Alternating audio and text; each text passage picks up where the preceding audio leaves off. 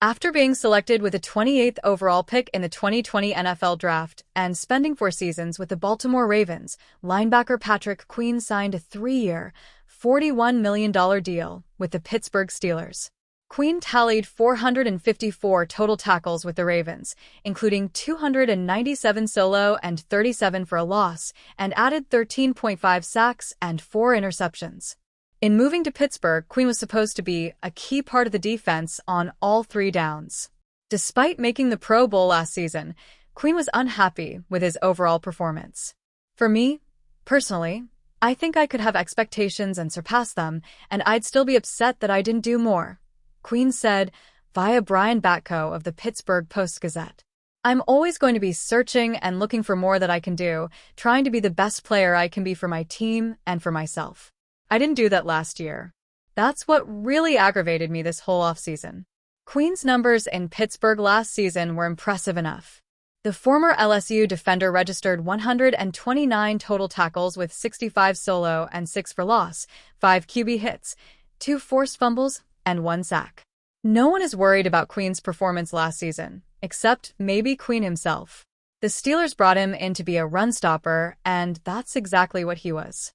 The ex-Tiger could use his disappointment in himself as motivation for next season, as he could mark his 3rd straight Pro Bowl appearance and 2nd with the Steelers. Aaron Rodgers is still getting used to being a member of the Pittsburgh Steelers, but he already seems to be a big fan of one position group in particular.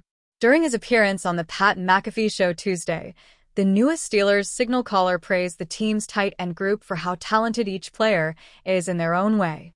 Pat Freiermuth is a super talented guy. He can do a lot of different things. He can block at the point of attack. He can split out and run routes. He can choice routes. He can run seam routes, Rodgers said on the Pat McAfee Show about Pat Freiermuth. The former MVP also had plenty to say about Darnell Washington as well. Then you got Big Darnell Washington, who is an on-the-ball tight end, like a true wide tight end. He reminds me of Seeds, Marcedes Lewis. Like size first and foremost, because he's 6'8" and pushing 3 bills, And you would think, big guy, he's that big he can't run. Nah, man. The last play of the entire minicamp, he caught a seam down the middle against cover 2. Even the oft-used Connor Hayward got a shout-out as well. Connor Hayward, Cam's Hayward little brother. Connor is a super talented guy. He's like a Swiss Army knife. He can do it all. He can block, he can move, he can slide across the formation. He can catch the ball on the move. He can run choice routes. Pittsburgh Steelers fans should be thrilled to hear Aaron Rodgers praise the tight ends. Much of the off-season conversation surrounding the Steelers since Rodgers finally signed has been about whether they have enough offensive firepower to make it matter. While that is a real concern, I think it's worth wondering how much adding a more talented QB can elevate the existing talent. I think that is especially true when looking at the tight end group. Rodgers' high opinion of the group aside, they have a great balance of skills and talent that has not been utilized to the fullest. Freiermuth and Washington could easily be the best 1-2 punch at the position if used properly, but a combination of play calling and poor QB play has prevented that from happening. If Rodgers really does like this group as much as he said, they should be the focus of the passing game. Outside of DK Metcalf, of course. We have seen offenses thrive using multiple tight ends in recent seasons in response to smaller and faster defenses, and that may be the best path towards an improved offense in 2025. If the tight ends hit their ceiling and DK Metcalf plays like a receiver worth his big extension, the Steelers might not even need to add any outside talent. If they do make a move, however, this offense could be better than anyone could have expected.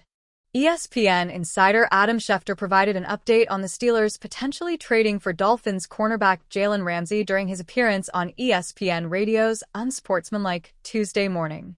According to Schefter, Ramsey is likely to be traded before the start of NFL training camps. However, he is unlikely to end up in Pittsburgh. The Steelers had been rumored as a potential landing spot for the 3-time first-team All-Pro cornerback. I think Pittsburgh checked in. I'm not so sure that Pittsburgh's going to be the destination, Schefter said. In fact, if I had to guess, I would say Pittsburgh would not be the likely destination.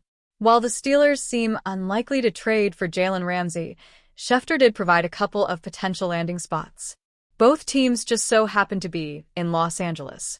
I think when you're trying to figure out a home for Jalen Ramsey, two teams that make sense, and we'll see how it plays out, would both be in Los Angeles, be it the Chargers and/or the Rams, Schefter said. I know people have brought up the Rams, and the Rams just continue to float around out there. It would have to work financially for both sides. And I think that that's a possibility still, but I think the Chargers would be a possibility still. I think LA in general is a possibility. So we'll see how that works out, but yeah, I would think at some point we'll get action by the time training camp opens. Jalen Ramsey just completed his second season with the Dolphins after previously playing for the Jaguars and Rams. The former Florida State star has made the Pro Bowl 7 times, in addition to his 3 first-team All-Pro nods.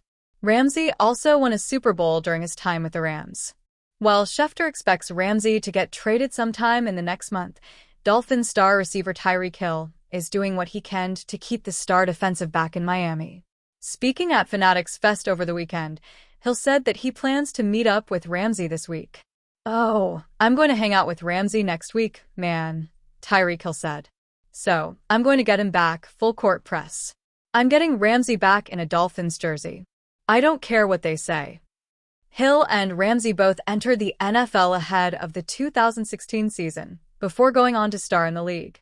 They both also have multiple first-team All-Pro selections, as Hill has received the honor 5 times. They are both also Super Bowl champions. "We need Ramsey. He's a dog," Hill said. "He's one of the best corners in the league, a great leader. A great teammate, too, though. That's what he doesn't get a lot of credit for, man. Plus me and him both are on year 10. We just need him on the Dolphins, man." Safety Deshaun Elliott is coming off his strongest individual season as an NFL player. In his first campaign with the Pittsburgh Steelers, Elliott recorded a career-high 108 tackles, breaking triple digits for the first time in the process, in addition to 4 tackles for loss, 1 interception, 6 passes defended, 2 forced fumbles, and 3 fumble recoveries. Elliott clearly impressed the Steelers' coaching staff and front office, as the franchise made it one of their offseason priorities to lock him up for future seasons. NFL Network's Tom Pelissero previously reported on June 15 that Elliott and the Steelers had agreed on a 2-year extension to his current contract worth $12.5 million. That was not the case, however, as the Steelers announced on Tuesday that Elliott signed a new 3-year deal with the team. According to a release, financial terms of the contract have not been disclosed. Elliott played just the 2023 season with the Dolphins, but he was productive in his brief time in Miami. That year, he made 82 tackles, caught 1 interception, and defended 7 passes, which remains a career high. When it comes to Elliott's tenure with the Dolphins, what he will be most remembered for is a shot he took at the team during an episode of the Punchline podcast with Marlon Humphrey posted in November 2024. "Last year, I was playing for a team that was soft as expletive," Elliott said. "There were some guys who were tough, but for a majority of the team, there were not mentally tough individuals." Originally a 6th-round, number 190 overall pick in the 2018 NFL Draft, Elliott has also had stints with the Baltimore Ravens, 2018 to 2021, and Detroit Lions, 2022, during his 7-year professional football career. He is credited with 395 tackles, 4 interceptions, 5 forced fumbles, and 3.5 sacks in 72 total NFL games, including 64 starts.